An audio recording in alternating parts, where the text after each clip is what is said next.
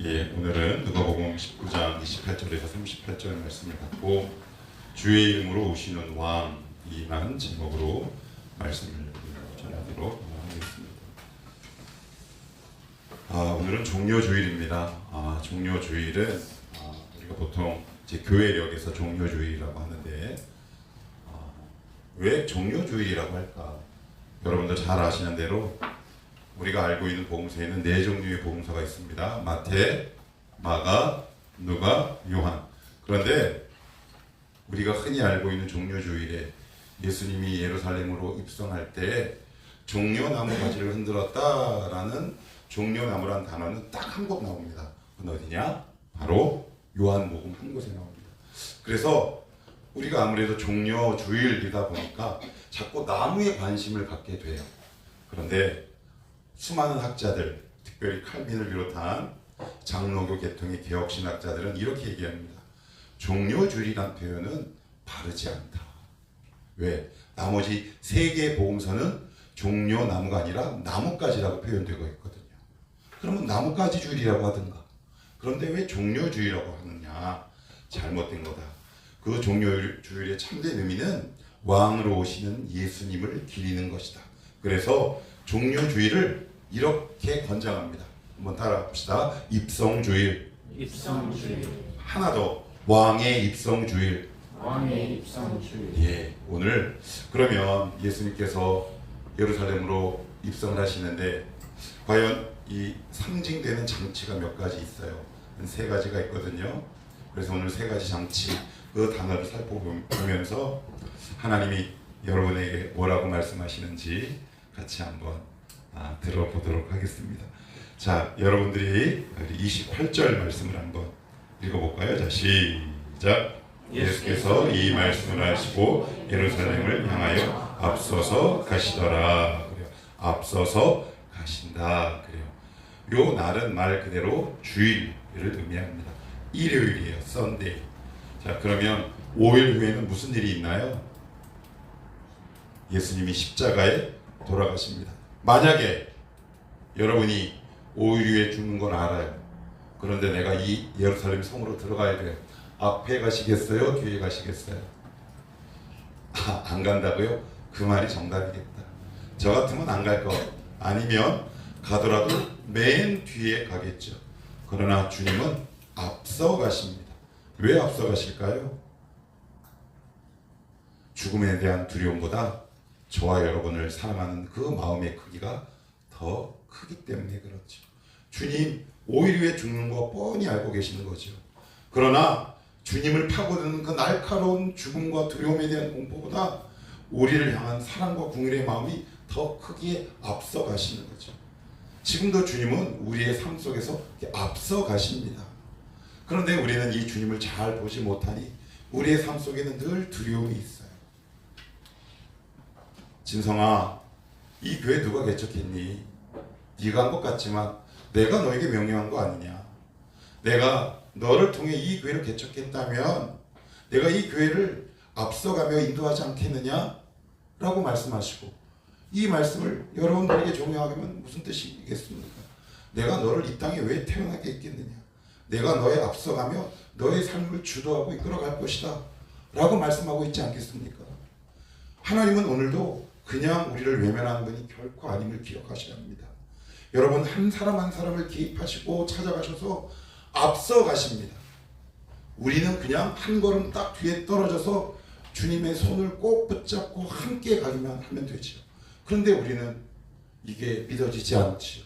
믿어지지 않습니다. 그러니 늘 두려움이 있고요. 공포가 있고요. 때로는 분냄이 있고요. 때로는 상처와 억울함이 있습니다. 하나님은 우리보다 앞서 가십니다. 그분을 따라 계속 걸어가 봅시다. 아까 제가 세 가지 장치가 있다고 그랬습니다. 자, 먼저 어디를 보시냐면 30절입니다. 30절 같이 한번 읽어봅시다. 시작. 이르시되 너희는 맞은편 마을로 가라. 그리로 들어가면 아직 아무도 타보지 않은 나귀 새끼가 며 있는 것을 보리니 풀어 끌고 오라. 그래요. 자, 31절은 제가 볼게요. 만일 누가 너에게 어찌하여 푸느냐 묻거든 말하기를 주가 쓰시겠다 하라 하심에 보내심을 받은 자들이 가서 그 말씀하신 대로 만난지라. 나귀 새끼를 풀 때 그 인자들이 이르되 어찌하여 나귀 새끼를 푸느냐 대답하되 주께서 쓰시겠다 하고 35절은 같이 봅니다. 시작. 그것을 예수께로 끌고 와서 자기들의 겉옷을 나귀 새끼 위에 걸쳐놓고 예수를 태우니 이렇게 되어 있습니다. 우리 주님께서 예루살렘 성을 쭉 앞서가실 때 갑자기 제자들을 향해 이렇게 말씀하십니다. 너 있잖아, 건너편 마을로 가. 좀 대단이라고 추정됩니다. 거리가 좀 상당히 있는 마을로 학자들은 이야기를 해요. 그래서 2명을 보내기 시작합니다. 그러면서 주님이 굉장히 독특한 명령을 하세요. 어느 집에 가면 아마 나귀 새끼가 있는데 그것을 풀어와. 그런데 만약 그것을 보고 주인이 뭐라 하거든 딱 한마디만 해. 주가 쓰시겠다 하라. 그런데 제자들이 어떻게 해요? 이제 갑니다. 그런데 어떤 것을 데리고 왔냐면 아무도 타보지 않은 뭐예요? 나귀 새끼입니다. 이게 무슨 말일까요? 여러분 혹시 카우보이 아십니까? 미국의 텍사스는 카우보이가 많은 주로 굉장히 유명합니다. 추신수 선수가 FA 계약을 맺고 있었던 야구 구단도 역시 텍사스죠. 근데 텍사스에는 카우보이가 많은데 옛날에는 이런 프로그램이 한국에 굉장히 많았어요. 여러분 한번 기억이 나는지 한번 더듬어 보십시오. TV를 이렇게 탁 켜면 소나 말, 야생말, 길들이지 않은 황소나 말이 딱 있고 그 위에 카우보이가 모자를 딱 쓰고 앉습니다. 그러고 나서 앞에 철문을 딱 열면 어떻게 되나요? 난리치죠. 좀 속된 표현으로 발광합니다. 그러면 누가 그 위에서 오래 버티냐에 따라서 1등, 2등이 결정되죠. 사람이 아무도 타보지 않았다라는 말은 무슨 이야기냐? 주님이 탔을 때 이 나귀 새끼가 위에 안장이나 멍에를 매본 경험이 전혀 없어요. 그러면 어떻게 해야지 정상입니까? 이래야죠. 막 이래야 되잖아요. 그런데 성경을 자세히 보면 나귀 새끼가 움직였다는 기록은 없고 주님을 태웠다라는 기록밖에 없습니다. 이게 뭘 의미하는 걸까요? 나귀 새끼조차 주님의 왕되심을 인정하는 겁니다. 그런데 우리는요, 여러분 위에 누군가 타는 것 기뻐하십니까? 주님은 여러분의 인생 위에 이렇게 걸터 앉으십니다. 그런데 우리는 그것이 너무 불편합니다. 불편하십니까? 평안하십니까? 저도 맨 처음에 되게 불편했어요. 왜요? 내가 하는 족족 반대로 말씀하시고 내가 하는 일마다 안 되는 것처럼 나의 삶을 이끌어 가시는 그 당신의 모습을 보면 내 위에 턱 하는 앉은 이 주님이 나의 삶 속에 너무나 거추장스럽고 불편해 보였어요. 그런데 주님은 내리시질 않으세요. 오늘 말씀을 보면 나귀 새끼조차 주님의 왕되신 모든 피조물의 주권자임을 인정하시죠. 그런데 우리는 어떻습니까? 하나님이 여러분 인생에 딱 개입하시고 내 인생 위에 멍에와 안장을 딱 놓고 앉으셨을 때 여러분은 묵묵히 걸어가시겠습니까? 아니면 막 지금 팔짝팔짝 뛰는 중입니까? 한번 오늘 말씀을 통해 스스로에게 한번 질문을 던져보십시다. 나는 지금 어떠한 상태인가? 이 나귀 새끼가 만약 나라면 나는 지금 어떠한 상태에 있는가? 마가복음 5장에 보시면 굉장히 재미있는 표현이 등장합니다. 찾아보진 않겠습니다. 군대에 귀신 들린 자의 예화가 등장하죠. 거기 보시면 군대에 귀신 들린 자의 특징이 뭐가 있냐면 그 누구의 통제도 받지 않습니다. 귀신의 특징은 뭐냐면 누구의 아래에 있는 걸 끔찍히 싫어하는 거죠. 그게 인간의 본성이기도 합니다. 우리는 주님의 통제를 싫어합니다. 주님의 주권을 싫어하는 거죠. 내 위에 누군가 있다는 것을 우리는 용납하지 않습니다. 사실 우리는 주님을 믿는다고 얘기하지만 우리는 감정대로 말하고 분노대로 표출하고 내 의지대로 행동합니다. 그러면서 우리는 주님이라고 얘기하죠. 여러분 오늘 나귀 새끼가 어떻게 걸어갔는지 한번 보십시오. 다른 복음서 한번 살펴보시겠습니까? 나귀 새끼가 움직였다라는 기록은 없고 어떤 기록만 있느냐? 주님을 태우고 입성했다라는 기록밖에 없습니다. 우리 주님은 이런 분이십니다. 우리의 인생에서 결코 내려오지 않으십니다. 여러분들이 아무리 주님을 싫다고 밀어내도 주님은 결코 당신의 왕이요 주인 되심을 결코 포기하지 않으십니다. 오늘 이렇게 제가 이 자리에 설 수 있는 단 하나의 이유, 저는 참 누군가 위에, 내 위에 누군가 있는다는 사실이 저를 너무 불편하게 했습니다. 그래서 제가 싫어하는 부류가 있어요. 종류가 있습니다. 어떤 사람이냐? 위압적이거나 누군가 나를 강압적으로 대하는 존재를 보면 그 사람과 뿔을 날카롭게 세우고 반항하고 저항합니다. 왜요? 저의 성품이 그래요. 거칠어요. 그래서 저 사람이 누군가가 나에게 약간 강한 자세를 보이면 제 안에 잠자고 있던 그 뿔이 싹 나오죠. 그때는 몰랐어요. 그러나 시간이 지나고 보니까 이 모든 것들이 내가 여전히 주인 되고 있음을 나타내는 전형적인 이진성식 표현이더라고요. 여러분들은 최근 어떤 상황과 어떤 여건에서 화가 나고 분노가 치미셨습니까? 주님은 우리를 낙이 삼아 우리 인생 위에 안장을 툭 놓으시고 우리와 함께 걸어가십니다. 불편하시죠? 힘드시죠? 어려움? 예, 압니다. 얼마나 불편한지 모릅니다. 시시때때로 말씀하시는 하나님의 말씀은 위로와 평안보다는 날카롭게 나의 심령을 콕 찌르는 말씀이 훨씬 더 많고요. 내가 계획한 것들마다 꼭 반대하신 것 같습니다. 그래서 우리는 주님이 너무 불편합니다. 근데 여러분 그거 아십니까? 마태복음에 보시면 구레네 시몬의 이야기가 등장합니다. 그런데 그 구레네 시몬이 누구냐? 마태복음에서만 이렇게 적고 있어요. 알렉산더와 루포의 아비인 구레네 사람 시몬. 로마서 16장을 한번 살펴보십시오. 로마서 16장을 한번 봅시다.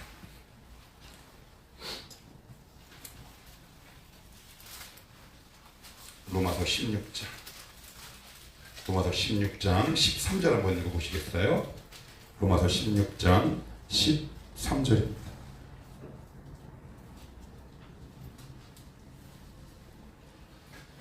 신약성경 261페이지입니다. 시작. 주 안에서 택하심을 입은 루포와 그의 어머니 예, 이게 학자들이 이게 누구냐? 바로 구레네 시몬의 아들입니다. 여기에 왜 언급했을까요? 이유가 있습니다. 로마 교회 지도자였거든요. 루포가 본 건 뭐냐? 자기 아버지가 묵묵히 십자가를 지고 가는 모습을 본 거겠죠. 그 결과 시몬은 그것을 원했을까요? 원하지 않았습니다. 하나님이 어떠한 사람을 여러분의 인생의 어깨에 툭 하고 올려놓을 때가 있어요. 이 사람이 없으면 살 것 같아요. 이 상황이 아니면 살 것 같아요. 그러나 그것을 통해 하나님은 한 가문과 한 영혼과 한 가족을 구원하시는 하나님의 아름다운 믿음의 도구로 사용하신다는 겁니다. 구레네 시몬이 그때 십자가를 양 어깨에 지지 않았으면 로마서 16장 13절에 루포는 등장할 수 없었습니다. 여러분 위에 어깨 위에 놓인 삶의 무게들이 있으십니까? 있으시죠? 번거로운 삶의 무게들이 있어요. 이것을 벗어내고 싶은 충동과 욕구가 우리 가운데 얼마나 많이 있습니까? 그러나 내려놓지 마셔야 합니다. 끝까지 믿고 걸어가십시오.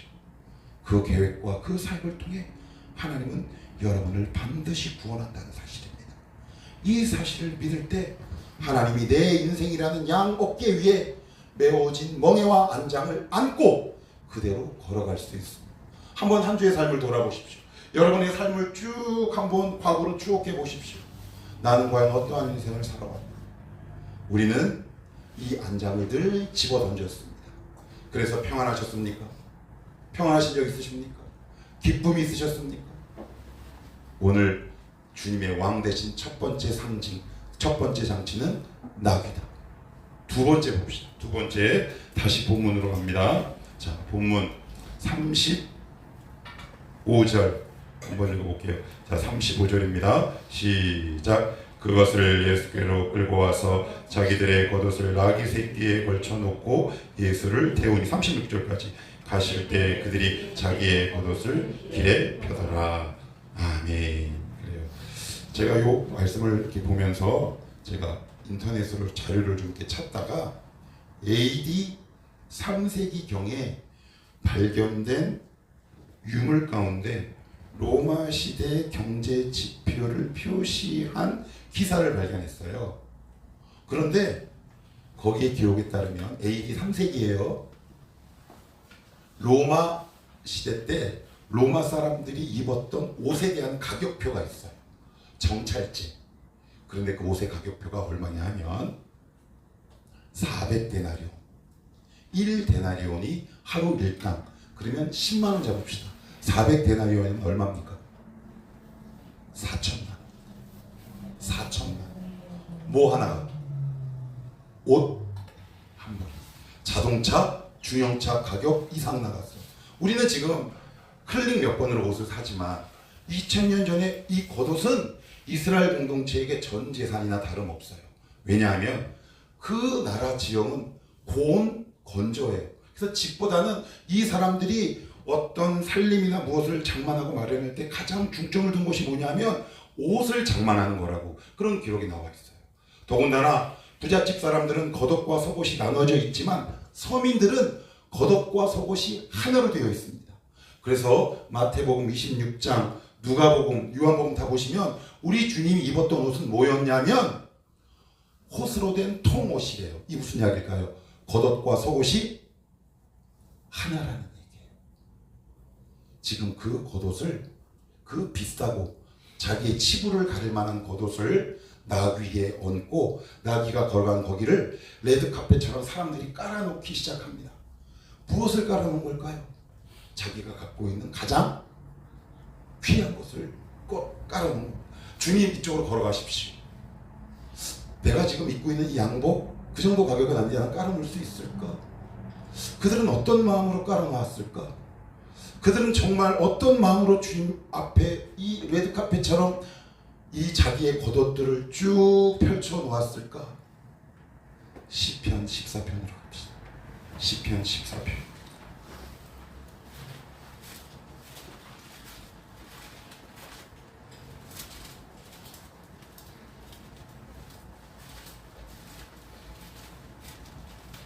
시편 14편.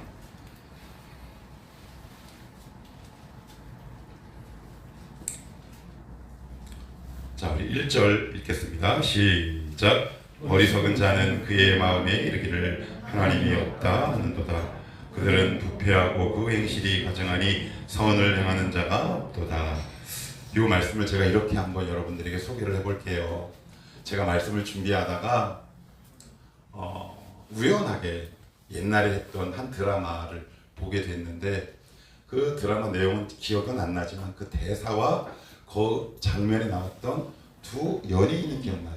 한 명은 전지현, 한 명은 홍진경이 두 명이 편의점에 딱 들어가서 김밥과 컵라면을 막 먹고 있어요. 그런데 마침 밖에서 비가 이렇게 내립니다. 그랬더니 그 밖을 이렇게 쳐다보면서 김밥을 먹고 있던 홍진경이 갑자기 옆에 있던 전지현 배우를 향해 야 바깥에 좀 봐봐. 왜? 비 오지? 비 와. 너 근데 그거 알아? 저 사람들 잘 봐라. 어떤 사람은 핸드백을 머리에 이고 오고 어떤 사람은 자기 옷 가슴에 안고 오지. 너 저 가운데 어떤 게 짝퉁인 줄 알아? 어떤 게 짝퉁일까요? 예, 홍진경이 이렇게 얘기합니다. 있잖아, 머리에 이고 오는 것들은 거의 다 짝퉁이다. 그리고 가슴에 안고 오는 것들은 진퉁이야. 야, 그걸 어떻게 알아? 그랬더니 이 다음 홍진경의 대사가 기가 막힙니다.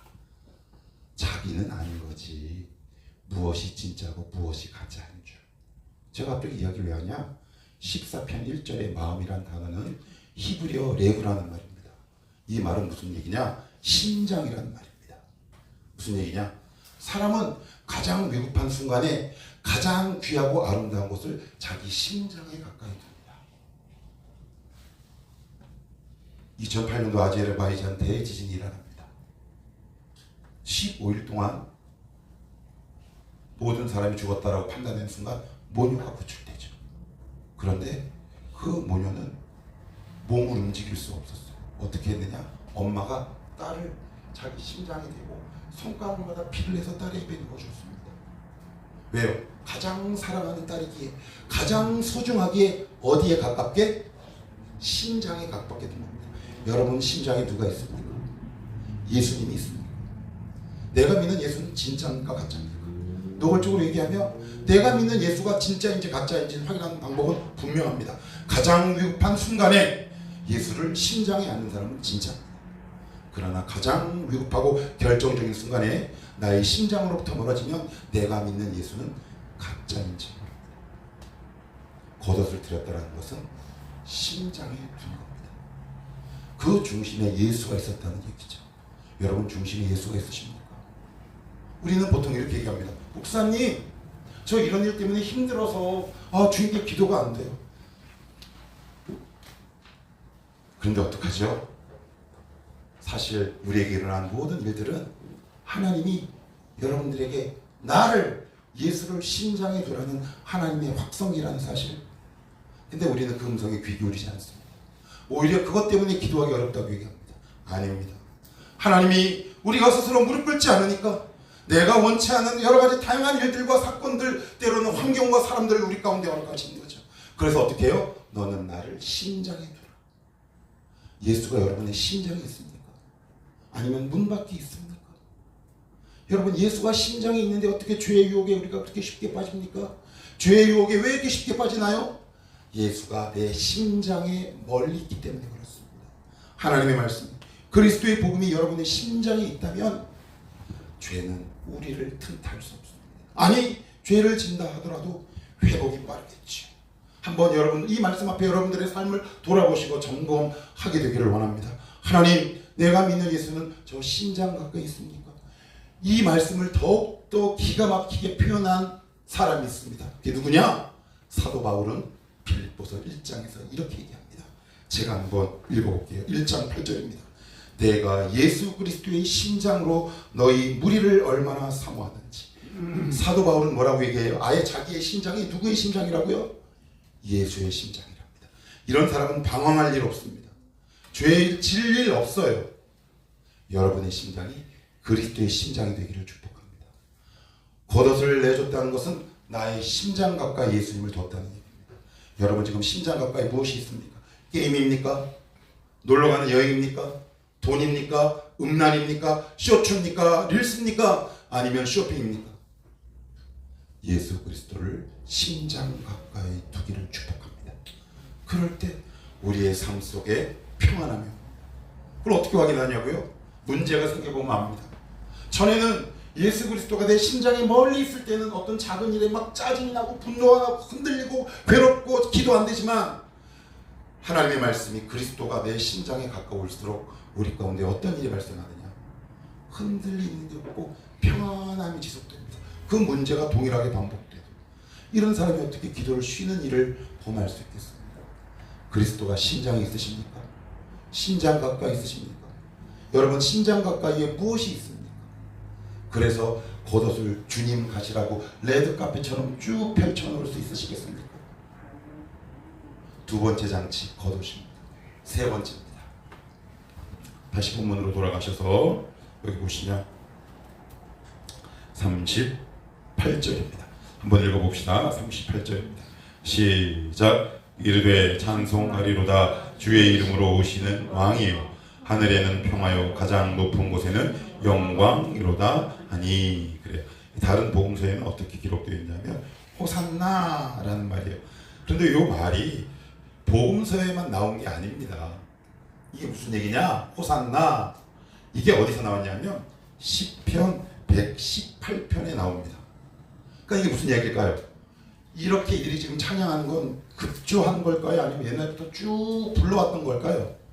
쭉 불러왔다는 말이에요. 이건 무슨 말일까요? 그들은 늘 찬양을 부름으로 주님께 어떤 찬양을 부를지 준비하고 있었다는 말입니다. 그런데 그 찬양의 핵심이 뭐냐면 호산나라는 말입니다. 이것을 영어로 하면 이렇게 부를 수 있습니다. Save us now. 지금 나를 구원하소서. 근데 여러분 찬양의 내용치고 조금 어둡지 않습니까? 그치요? 우리는 찬양은 보통 이렇게 생각하죠. 하나님 예배당 주셔서 감사합니다. 우리 아들 뭐 해서 감사합니다. 어떤 조건이나 상황이나 여건들을 앞에 두고 하나님 앞에 감사하는데 이스라엘 백성의 감사의 핵심, 찬양의 핵심은 뭐였냐면 호산나, 나를 구원하옵소서. 이게 찬양이랍니다. 무슨 의미일까요? 하나님이 우리에게 요구하시는 제1의 찬양, 하나님 저 좀 구원하십시오. 저 하나님 없으면 안 됩니다라는 고백입니다. 여러분들 이 고백 하실 수 있겠습니까? 이 고백 지금 가능하십니까? 저 하나님 아니면 안 돼요. 이 고백이 없으면 우리는 어떻게 되느냐? 세월을 허비하는 겁니다. 끊임없이 방황의 삶이 계속됩니다.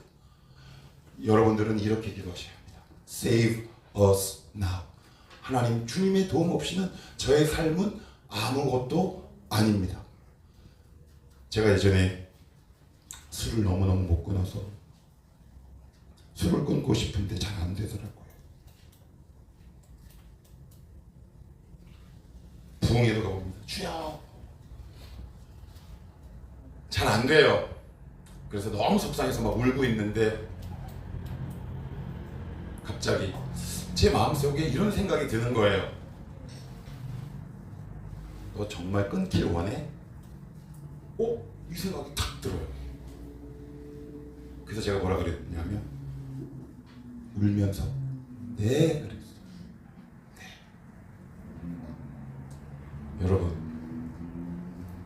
여러분의 죄악으로부터 정말 끊기 원하십니까? 하나님 아니면 정말 안 됩니까? 이 고백이 있으신가요? 아니면 여러분 조금 더 방황하셔도 좋습니다. 조금 더 시간이 필요합니다. 제가 그 이후로 술을 끊었어요. 음란을 끊습니다. 왜요? 하나님, 저 너무 힘들어요. 저 정말 끊고 싶어요. 반복하기 싫어요. 그랬더니 하나님이 빛을 번쩍 본 것도 아니에요. 어느 날부터 제 마음속에 그동안 그렇게 나를 괴롭혔던 습관적인 죄악의 반복들이 이렇게 저렇게 물러가는 역사들이 일어나기 시작해요. 그것으로부터 자유하는 역사가 내 가운데 일어나기 시작하죠. 그 찬양의 핵심이 뭐다? 호산나. 지금 우리를 구원하소서. 언제요? 지금. 너 지금 치유받기를 원하니? 너 정말 이 죄로부터 자유하기 원하니? 이 찬양을 하나님은 우리에게 요구하고 기뻐하신다는 사실입니다. 사랑하는 성도 여러분, 주님만 의지하고 신뢰합니다. 주님 아니면 할 수 있는 것이 아무것도 없습니다. 하나님께 불러드리고 싶은 노래가 혹시 있으십니까? 하나님이 가장 좋아하는 노래가 뭐다? 주님이 아니면 안 돼요. 이 고백 가능하시겠습니까? 이렇게 고백하며 사시겠습니까? 이 자리로 우리를 초대하십니다. 하나님은 우리의 심장 되십니다. 주님을 심장 가까이 두다 살아가십시오.